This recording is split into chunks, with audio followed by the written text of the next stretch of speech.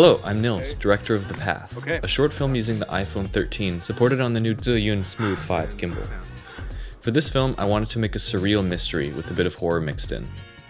We shot over 2 days, the first being the smoky hallway scene. This was my first experience with the Smooth 5, and I was excited to try a few different modes on it. Axis lock was used for the opening shot, so when I tilted the unit, the camera would stay pointed in one spot. For the insert on the smoke detector, we turned on the POV mode, which was a lot of fun. We also used the ZY Cami app to record, since it was able to give us control of our camera settings.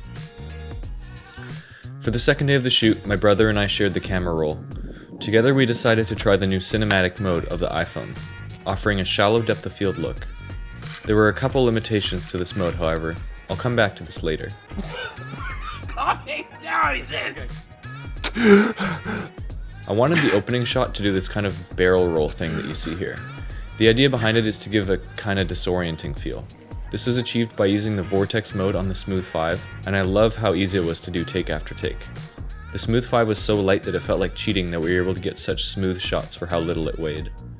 Regarding frame rate, we captured what we could in 4K 24 frames, where the shallow depth didn't matter. The rest was shot in cinematic mode at 30 frames per second, or 30p. I can maybe do a rack focus here.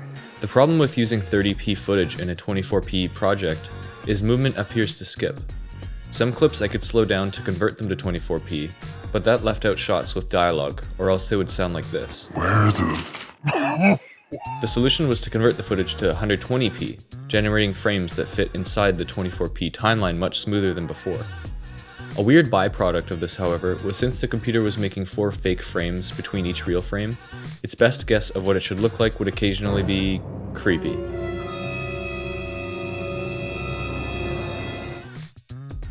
The only VFX shots were for the smoke detector.